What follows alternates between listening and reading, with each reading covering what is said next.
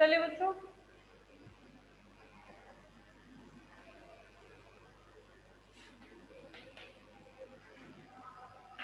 Welcome back. 1 घंटे का break हो गया आप लोगों का। 1 घंटे में थोड़ा सा पढ़ लिए हो पहला लेक्चर, या फिर बस 1 घंटे बैठ के मैडम मजे मारे थे। 1 घंटे बाद तो फिर पढ़ना था, इसलिए कभी बैठ के मजे मार देते हैं। ऐसे पढ़ तो रहे हो ना बच्चों? आप लोगों का कोर्स काफ़ी हो चुका है अगर देखा जाए। बॉटनी का मुझे नहीं पता बाकी का कोर्स कहाँ जा रहा है, आपका कितना हो रहा है, पर मैं अपने सब्जेक्ट की बात करूँ तो काफ़ी कुछ हम लोग कंप्लीट कर चुके हैं।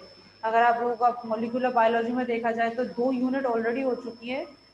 बायोटेक्नोलॉजी वाली 3rd यूनिट आप चल रही है, जिसमें से आपका एक चैप्टर आज हम लोगों ने कंप्लीट कर लिया था। ठीक है, दूसरा चैप्टर भी बहुत छोटा है जो आई एम श्योर हम लोग कल कंप्लीट कर लेंगे। तो मतलब कहने का मतलब ये अच्छा चल रहा है। तो ये मेरी तरफ से चल रहा है, आपकी तरफ से क्या चल रहा है वो मुझे पता नहीं है। तो इसीलिए मैं बार बार आपको हर क्लास में ये कह रही हूँ कि बच्चों प्लीज इसको आप लोग डिले मत करना कि पढ़ लिया है। आई डोंट नो, शायद पीडीएफ आप लोगों को मिल गए हैं, शायद आई डोंट नो मिले हैं या नहीं मिले हैं। मिलेंगे, ये तो डेफिनेट है कि मिलेंगे।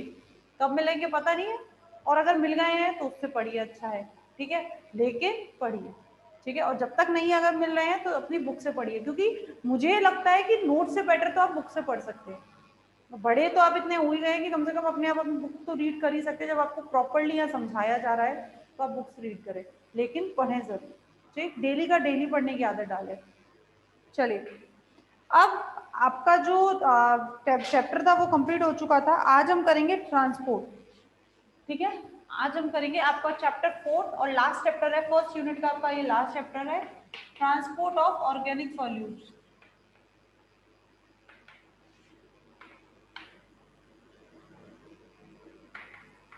अभी तक हमने इनऑर्गेनिक सॉल्यूट्स, इनऑर्गेनिक सॉल्यूट्स का ट्रांसपोर्ट पढ़ा था। मिनरल क्या है, इनऑर्गेनिक ही तो है।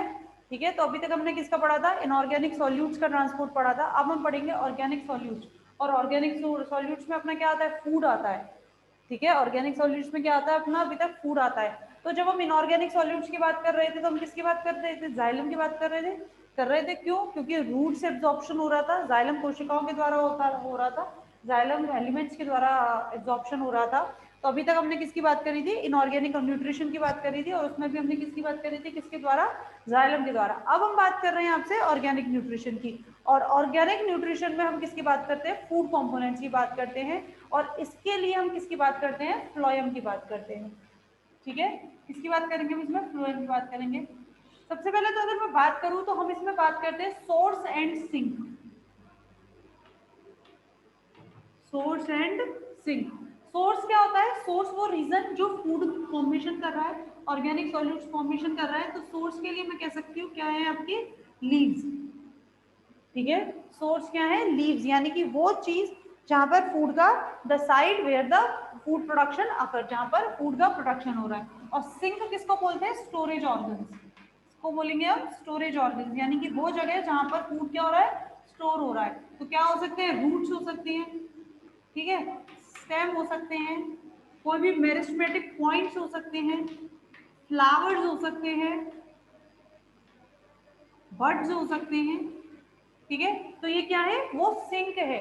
यानी कि जो मूवमेंट होता है, जो सॉल्यूट का मूवमेंट होता है वो कहाँ होता है, फ्रॉम सोर्स टू सिंक होता है।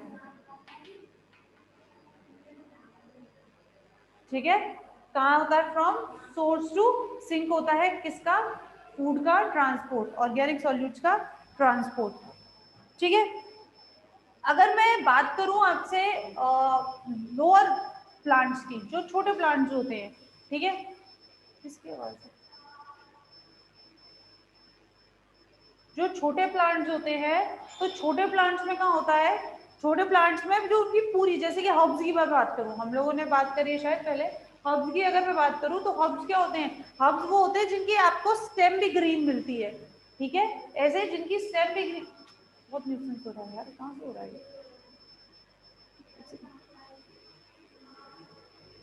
अपने रूम में ही आ रही है, रोकना एक सेकंड, वीडियो रोकना। तो हम कह रहे हैं कि सोर्स टू सिंक हो रहा है, जो लोअर प्लांट्स होते हैं तो लोअर प्लांट्स में तो क्या होता है, लोअर प्लांट्स में उनकी जो स्टेम होती है, हब्स है, तो हब्स की जो स्टेम होती है वो भी कैसी होती है, क्लोरोफिल होती है, यानी कि उसमें भी क्या होता है, क्लोरोफिल होती है, वो भी अपना क्या कर सकती है, फूड प्रोडक्शन कर सकती है, फॉर्मेशन कर सकती है। लेकिन अगर जो बड़े प्लांट्स हैं, जो ट्रीज वगैरह हैं, उनकी केवल लीव्स क्या होती है, उनकी केवल बच्चों लीव्स ही होती हैं ऐसी जो फूड का प्रोडक्शन करती हैं। तो ऐसे में क्या होता है, ऐसे में फूड का ट्रांसपोर्ट होना क्या होता है, बहुत जरूरी होता है, फ्रॉम सोर्स टू सिंक। अच्छा, वो सोर्स होता है या फिर मैं ये कहूँ कि वो फ्लोएम होता है, ये हमको कैसे पता है? हम लोगों ने जाइलम का, आपको याद हो जाइलम का एक्सपेरिमेंट, किसी को याद है, पढ़ा होगा तो घर पे पढ़ा था। अगर आपको याद हो, रिंगिंग एक्सपेरिमेंट और इओसिन डाई मेथड याद है, मैंने करवाया आपको एसेंट ऑफ सेल्फ जब कराया था। रिंगिंग एक्सपेरिमेंट में मैंने कहा था कि हम जाइलम को किसी भी तरह से रिमूव कर देते हैं, या तो उसको डिस्ट्रॉय कर देते हैं, वैक्स का उसमें डिपोजिशन कर देते हैं, ठीक है, या फिर मैंने आपको कहा था कि जब हम कभी मतलब इओसिन डाई का उसमें हम क्या कर देते हैं, पानी में इओसिन डाई डाल देते हैं, जिसकी वजह से जब ट्रांसपोर्टेशन होता है तो क्या होता है उसमें जो ट्रैकिड्स हैं, जब आप उसको देखेंगे काट कर, तो वो भी कैसे मिलती हैं आपको, स्टेन्ड मिलती हैं ट्रैकिड्स। तो ये सारी चीजें अपन ने किसमें पढ़ी थी, एसेंट ऑफ सेप में पढ़ी थी, ये प्रूफ करने के लिए कि xylem is the element which help in the transportation of the water material और मिनरल्स। यहाँ पर फ्लोएम है, इसके लिए क्या किया गया था, इसके लिए भी एक्सपेरिमेंट था, कई एक्सपेरिमेंट जो किए गए थे वो कौन से थे, रिंगिंग और गर्डलिंग एक्सपेरिमेंट। इसके अंदर अगर मैं फ्लोएम की बात कर रही हूँ कि फ्लोएम ही क्या है आपका, phloem is the only vascular bundle which help in the और which is take part in the transportation of the organic solutes. तो इसके लिए कौन कौन से एक्सपेरिमेंट किए गए थे, इसके अंदर भी जैसे हमने वहां पर रिंगिंग एक्सपेरिमेंट किया था, इसमें भी क्या है, रिंगिंग एक्सपेरिमेंट और गर्डलिंग कहते हैं इसको, और गर्डलिंग एक्सपेरिमेंट, ठीक है, सेम है। वहां पर हमने क्या किया था, वहां पर हमने जाइलम को रिमूव कर दिया था, या तो हमने उसको वैक्स के द्वारा उसमें हमने उसको रोक दिया था, उसकी फॉर्मेशन को, उसके ट्रांसपोर्टेशन को वैक्स के द्वारा हमने जाइलम को बंद कर दिया था, या हमने किसी तरीके से जाइलम को क्या कर दिया था, रिमूव कर दिया था। इसमें हम क्या करते हैं, हमने मैंने आपको ये बात पता होगी, जब प्लांट्स में सेकेंडरी ग्रोथ होती है, डाइकॉट प्लांट्स में, डाइकॉट्स में होती है, मोनोकॉट्स में तो सेकेंडरी ग्रोथ होती नहीं है। डाइकॉट प्लांट्स में जब सेकेंडरी ग्रोथ होती है तो उनकी जो तना होता है, बार्क होता है, उसमें होता क्या है बेसिकली, पता है किसी को? देखो इधर,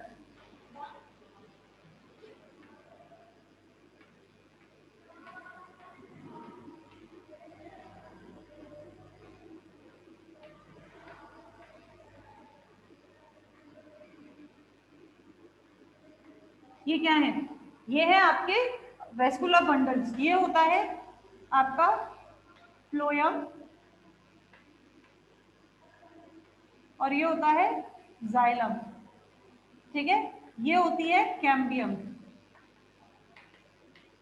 ठीक है, बाहर होता है फ्लोएम, अंदर होता है जाइलम, और ये होता है कैम्बियम। कैम्बियम क्या होता है, कैम्बियम मेरिस्मेटिक सेल्स होती है, मेरिस्मेटिक टिश्यूज होती है, जो क्या करती हैं, डिवाइड करती है। तो बेसिकली क्या होगा, अब ये भी कैम्बियम है, जो इनके बीच में है, जाइलम और फ्लोएम इनके बीच में है, ये भी कैम्बियम है, और इनके जो बीच और दोनों वेस्कुलर बंडल्स के बीच में जो है, ये भी कैम्बियम है।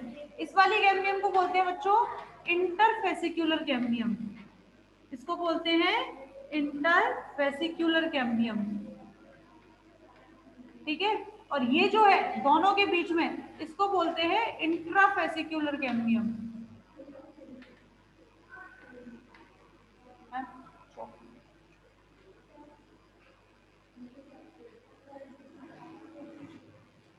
ठीक है, तो ये क्या है, दोनों बंडल जाइलम्स के बीच, दोनों वेस्कुलर बंडल्स के बीच की जो कैम्बियम है, ये क्या है, इंटरफेसिकुलर कैम्बियम, और जाइलम और फ्लोएम इनके बीच की जो कैम्बियम है, इसको बोलते हैं इंट्राफेसिकुलर कैम्बियम, और इन दोनों को मिलाकर बोलते हैं कैम्बियम या फेसिकुलर कैम्बियम भी आप इसको कह सकते हैं, हम केवल नाम दे रहे हैं कैम्बियम। तो ये क्या है, मेरिस्मेटिक सेल्स है जो लगातार क्या करती हैं, डिवाइड करती हैं, और इन्हीं के डिवाइड करने की वजह से ये जो सेल्स हैं, ये जो वेस्कुलर बंडल्स हैं, ये भी डिवाइड करेंगे, यानी कि अंदर की तरफ जाइलम कहाँ बनते हैं, अंदर की तरफ, और फ्लोएम कहाँ बनते हैं, बाहर की तरफ।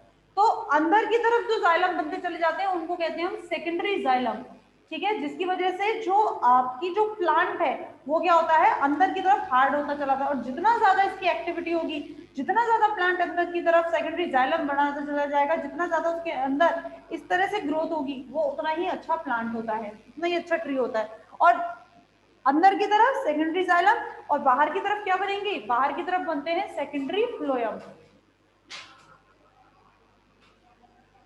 देखो सर, ठीक है, अंदर की तरफ ये क्या है, जाइलम, तो X2 यानी कि अंदर की तरफ सेकेंडरी जाइलम, और बाहर की तरफ P2 यानी कि सेकेंडरी फ्लोएम। तो ये लगातार बनती चली जाएगी, जो सेकेंडरी फ्लोएम है, जो फ्लोएम से सेकेंडरी फ्लोएम लगातार बाहर की तरफ बनती चली जाएगी। यानी कि जो आप उसकी बार्क देखते हैं ना बच्चों, जो छाल देखते हैं, जो सेकेंडरी ग्रोथ देखते हैं डाइकोट्स के, वो क्या होता है, वो बेसिकली उसका आपकी सेकेंडरी फ्लोएम ही है। तो ये जो प्लांट है, ये जो इतना था, अब इससे कितना हो गया, ये इतना मोटा हो गया, तो इसकी जो बार्क है वो क्या है, सेकेंडरी फ्लोएम। तो रिंगिंग और गर्डलिंग एक्सपेरिमेंट में क्या किया गया था, रिंगिंग और गर्डलिंग एक्सपेरिमेंट में जो बाहर की जो छाल है, रिंगिंग और गर्डलिंग एक्सपेरिमेंट में जो बाहर की छाल है उसको रिमूव कर दिया गया, बाहर की छाल को रिमूव कर दिया गया, और केवल क्या बचा, केवल जाइलम वाला पोर्शन बचा, यानी कि सेकेंडरी जाइलम और जाइलम वाला पोर्शन जो हम कह रहे हैं, केवल वो पोर्शन बचा है, और पूरी की पूरी बार्क यानी कि फ्लोएम वाला रीजन हमने क्या कर दिया, रिमूव कर दिया है। तो ऐसी कंडीशन में जब हमने इसका ट्रांसपोर्टेशन देखा, तो ट्रांसपोर्टेशन जब हमने देखा तो ये देखा कि जो सॉल्यूट्स, इनऑर्गेनिक सॉल्यूट्स, पानी का ट्रांसपोर्टेशन तो हो रहा है, लेकिन फूड का ट्रांसपोर्टेशन नहीं हो रहा है। और इसका पता आपको कैसे चलेगा, इसका पता हमें ऐसे चलता है कि जब फूड का ट्रांसपोर्टेशन नहीं होता है, तो इसकी रूट्स, प्लांट की रूट सबसे ज्यादा, सबसे पहले मरने लगती है। सबसे पहले कौन मरती है, रूट्स डाई ऑफ, सबसे पहले रूट्स मरने लगती है। क्यों, क्योंकि भाई सीधी सी बात है, अगर खाना ऊपर से नीचे नहीं आएगा, लीव्स में तो पानी पहुंच रहा है, तो लीव्स में तो इसलिए आपको पता चलेगा ही नहीं, ठीक है, क्यों, क्योंकि लीव्स में पानी पहुंच रहा है, सबसे ज्यादा खाने की जरूरत है, वो फ्लोएम बंद हो चुका है, फ्लोएम हटा दिया है, तो खाना ट्रांसपोर्ट नहीं हो रहा है, तो ऊपर से नीचे नहीं आ रहा है, तो रूट्स के पास भोजन नहीं आता, रूट्स क्या होंगी, मरने लगती हैं, और सबसे पहले हमें रूट्स में दिखता है, और धीरे धीरे उसके बाद पूरा प्लांट मरने लगता है। क्यों, क्योंकि रूट्स ही मर जाएंगी, रूट ही काम नहीं करेंगी, तो एब्जॉर्प्शन पानी का भी नहीं होगा, तो धीरे धीरे पूरा की पूरा प्लांट क्या होता है, मरने लगता है। तो आपको बात समझ में आई, रिंगिंग और गर्डलिंग एक्सपेरिमेंट। रिंगिंग और गर्डलिंग एक्सपेरिमेंट में क्या किया गया था, एक रिंग बनाकर बाहर की जो बार्क की जो छाल थी, जिसके अंदर सेकेंडरी फ्लोएम था, उसको क्या कर दिया गया, रिमूव कर दिया गया, जिसकी वजह से फ्लोएम रिमूव हो गया, और ऑर्गेनिक सॉल्यूट यानी कि फूड का ट्रांसफर नहीं हो पाया। क्लियर बच्चों, ठीक, चलिए, तो ये तो पहला एक्सपेरिमेंट था जो किसका था, रिंगिंग और गर्डलिंग एक्सपेरिमेंट।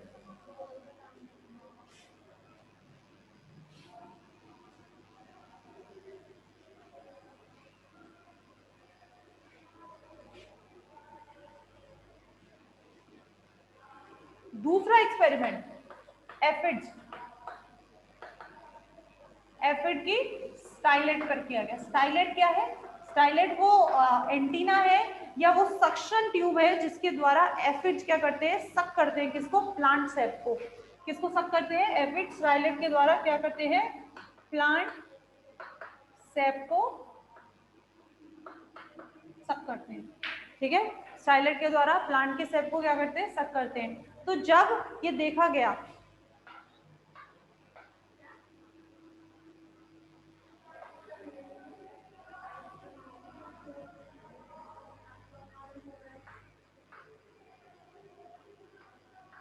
बहुत ज्यादा सुंदर नहीं है, तो इसलिए ये मत देखना कि मैंने क्या डायग्राम बनाया है, तो चिड़िया लग रही है, एफिड कहाँ से लग रहा है, जो भी लग रही है यही है, मेरे लिए ये एफिड है, ठीक है।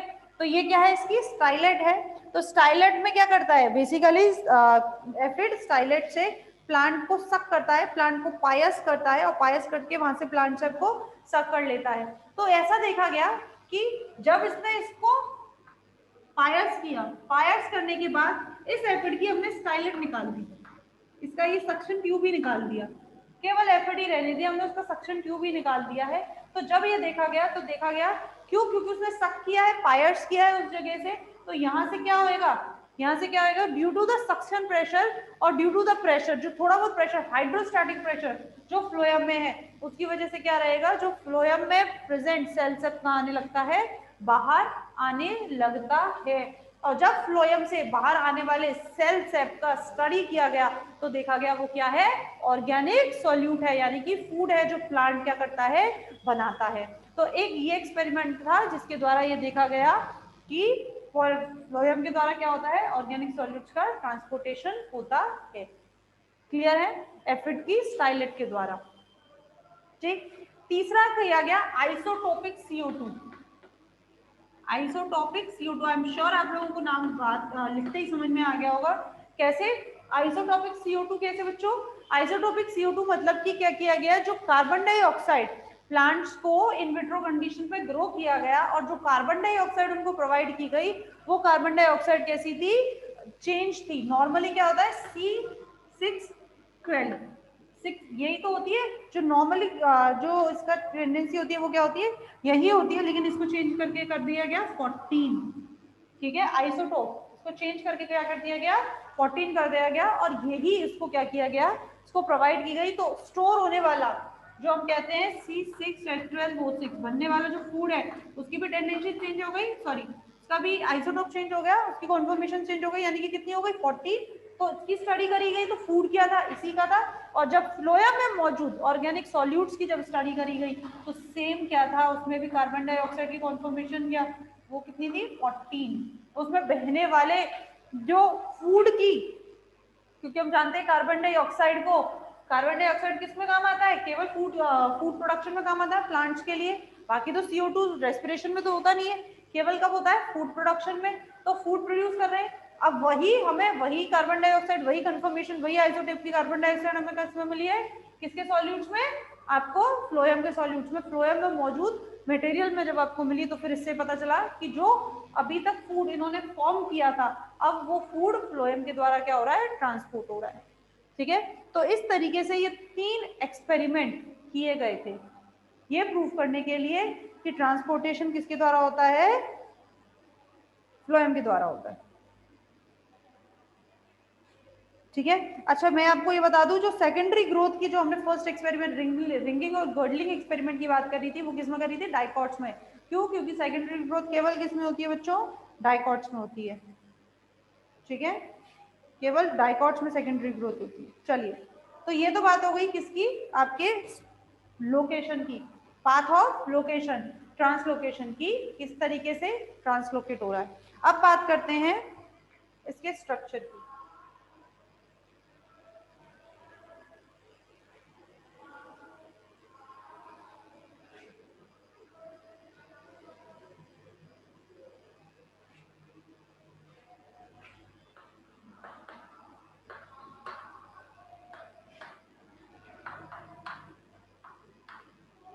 फ्लोएम का स्ट्रक्चर क्या होता है, अभी मैंने आपको,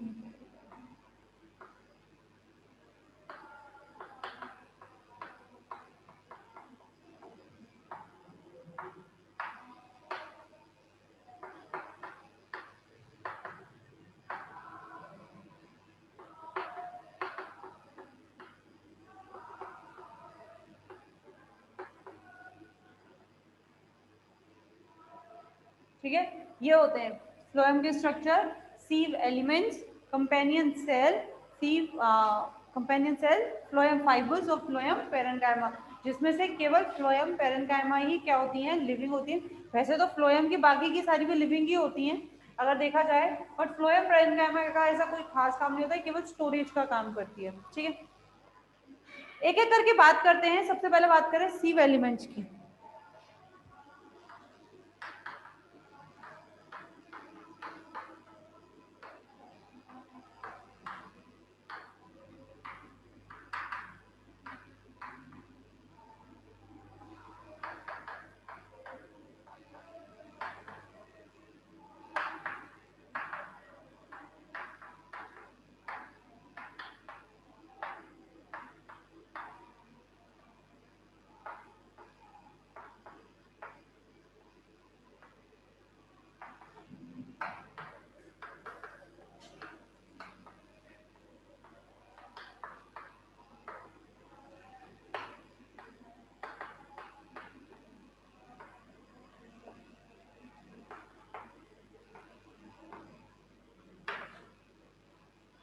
ठीक है। सीव एलिमेंट्स की बात करूं तो सीव एलिमेंट्स दो होते हैं, सीव सेल और सीव ट्यूब। सीव सेल क्या होते हैं? सीव सेल एक नॉर्मल सेल है, नॉर्मल जैसे सेल होते हैं इस तरीके से, ठीक है, जो किसमें हेल्प करते हैं? कंडक्शन में या ट्रांसपोर्टेशन में जो हेल्प करते हैं। सीव प्लेट और सीव एरिया, सीव प्लेट और सीव एरिया क्या होता है? सीव प्लेट जो होता है वो हमें सीव ट्यूब्स में देखने को मिलता है। बेसिकली इसकी एंड वॉल्स पर, यानी कि जहां ये खत्म हो रही है इसकी एंड वॉल पर कोई हमें पोर लाइक स्ट्रक्चर, केवल मैं सीव सेल की बात कर रही हूँ, सीव ट्यूब की बात नहीं कर रही हूँ, केवल सीव सेल की बात कर रही हूँ। तो सीव सेल क्या होता है कि ऐसा, ये केवल एक सेल स्ट्रक्चर है। अगर मैं एक इकलौती सेल, इंडिविजुअल सेल को देख रही हूँ तो ये केवल एक सेल स्ट्रक्चर है जिसमें ना तो सीव प्लेट होती है ना सीव एरिया। अब सीव प्लेट और सीव एरिया क्या होता है उसको समझने के लिए हम समझते हैं sieve tube. Basically sieve tube किससे बनता है? सीव सेल से बनता है, इसीलिए हम इन दोनों को एक कंसीडर करते हैं और इसीलिए इसका नाम हम क्या रखते हैं? सीव एलिमेंट। सीव ट्यूब किससे बनती है? सीव ट्यूब सीव सेल से बनती है। जब सभी सीव सेल्स एक दूसरे के ऊपर क्या हो जाती हैं बच्चों? स्टैक हो जाती हैं, यानी कि इस तरीके से एक सीव सेल, दूसरी सीव सेल, तीसरी सीव सेल, एक और, फिर एक और, ऐसे। तो इस तरह से क्या बनाती है? ये पूरा एक ट्यूब स्ट्रक्चर बनाती है। क्या बनाती है? ये पूरा एक ट्यूब लाइक स्ट्रक्चर बनाती है। तो इस ट्यूब लाइक स्ट्रक्चर को क्या कहते हैं? हम इस ट्यूब लाइक स्ट्रक्चर को कहते हैं सीव ट्यूब। बेसिकली क्या होता है? ये जो सीव ट्यूब होते हैं बच्चों, इसकी एंड वॉल पर, ये क्या है? इनकी एंड वॉल्स, ये, ठीक है, ये क्या है? इनकी एंड वॉल्स होती है। इन एंड वॉल्स पर क्या मिलती है? Plate like structure. Plate like structure कुछ नहीं है, यानी कि दो सीव सेल्स हैं, इस तरह से दोनों क्या है? स्टेक्ड है। तो इनकी बीच की जो ये दीवार है इस पर मिलते हैं बच्चों पोर्स फॉर द ट्रांसपोर्टेशन।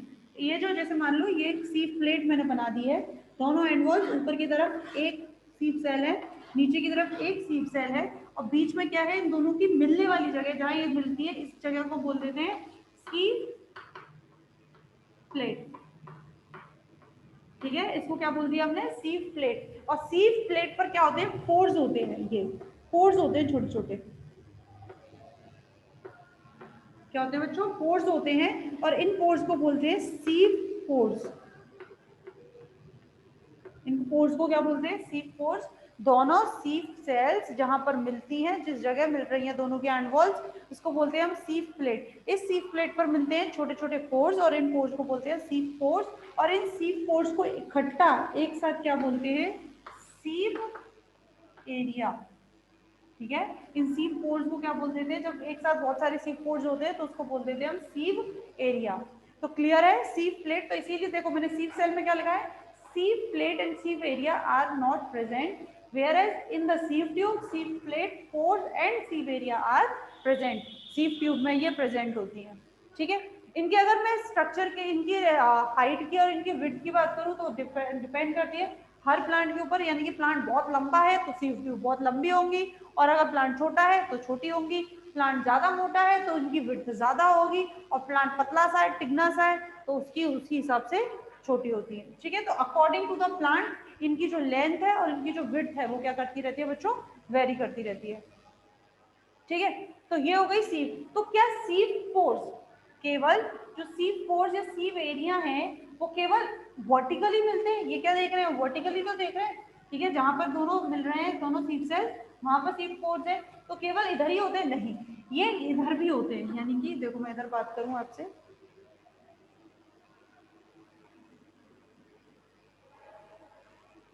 ऊपर, ये नीचे, ठीक है, तो ऊपर ये सीव सेल, तो इधर लेटरली भी होते हैं ये।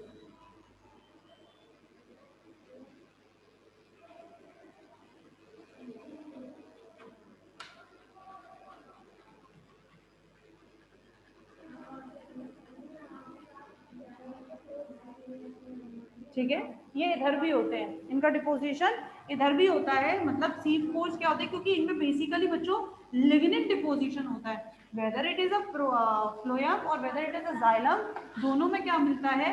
लिग्निन डिपोजिशन मिलता है। इनकी वॉल्स पर लिग्निन डिपोजिशन मिलता है, तो इसी वजह से इनमें क्या पाए जाते हैं? पोर पाए जाते हैं। ये देखो